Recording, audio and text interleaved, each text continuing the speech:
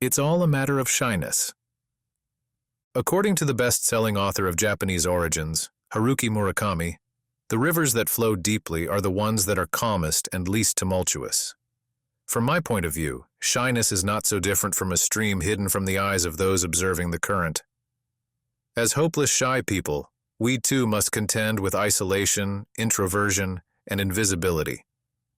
Often we feel the full weight of social phobia, judgment from others, and anxiety related to personal and interpersonal events of everyday life on our shoulders. So, before proceeding with some ad hoc advice, allow me to clarify in a few pages what the characteristic traits of shyness are. Shyness is not just a behavioral trait like many others, but an emotion that significantly influences our attitudes. Although it can serve as a defense mechanism against negative experiences knocking on the door of our lives, it can also prevent us from fully engaging in some situations. An attempt to approach in a nightclub or a pleasant chat at the bar with a particularly cute colleague. In other words, shyness has an innate nature, or sometimes deliberately acquired, that is, consciously employed to avoid unpleasant circumstances. In the second chapter of the Perfect Casanova's to-do list, we will begin to interact with this common friend-enemy in introverted individuals. The reason is simple. Contrary to popular belief, pathological shyness can be the first block, if not the most significant, that hinders men in their journey to gain confidence in themselves and the self-esteem necessary to develop effective communication skills. We will examine the origins of shyness and its triggers, starting from the feelings experienced by the individual towards the group or society. We will then delve into how to identify it, from physical to psychological sensations. Finally, we will understand how to overcome it in a smooth and stimulating manner, learning to create for ourselves a 360-degree action plan to employ smartly to keep it at bay, understand it, and counteract it when we are immersed in a flirtation or in a conversation with unpredictable outcomes.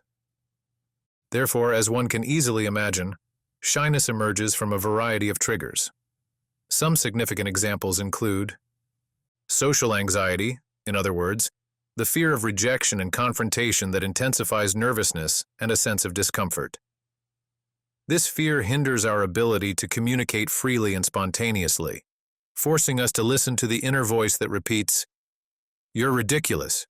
Why don't you just shut up and stop talking nonsense?" Low self-esteem, in other words, a devaluation of oneself and one's personal value. In an attempt not to be too exposed, insecure individuals end up limiting opportunities for confrontation and direct conflict, somewhat like saying, "If I'm invisible, nothing bad can happen to me, right?" Past experiences, including traumas dating back to childhood or adolescence, as well as toxic family dynamics or adverse social encounters that risk exacerbating the need to disappear from others' sight. Family and social upbringing, aka the set of values imparted within the family or learned from specific cultural contexts that can influence the individual's perception. Last but not least, personality. In some cases, indeed, shyness is nothing more than an innate aspect, independent of other concurrent factors. It's important to differentiate between these causes.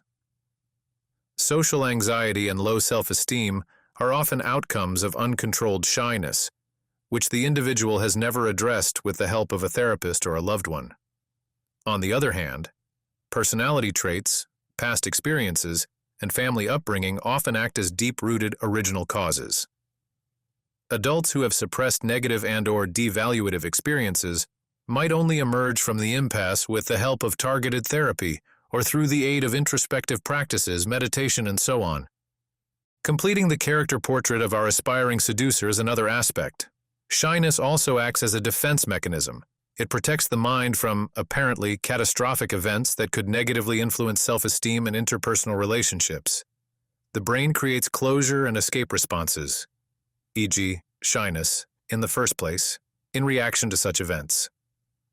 Family and social influences, as well as personal experiences, shape the subjective response to norms and others' expectations. That's why shyness varies with age. If as children we tend to justify closed and somewhat insecure behaviors, in adults we are generally led to believe that shy people should work on themselves and their self-esteem. This perception is deeply rooted in cultural and social norms that dictate the suppression or concealment of certain primitive emotions as one matures. Moreover, cultural factors significantly influence the insecurity of individuals acting within diverse groups of people. An example? In some Eastern cultures, like the Japanese, there is a considerable absence of confrontation or expression of disagreement with someone or something.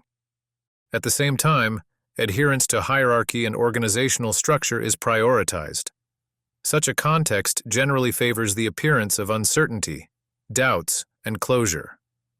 Belgian author Amélie Nothomb, who spent much of her childhood in Japan and China, vividly portrays the aforementioned cultural contrasts in her works. The novel Fear and Trembling, Stupeur et Tremblement, 1999, tells of her misadventures working in a Japanese company as the only Western member of the team. Her efforts to excel were interpreted as attempts to eclipse her superiors, leading to a gradual and humiliating reduction of her role within the company and, eventually, to her voluntary resignation.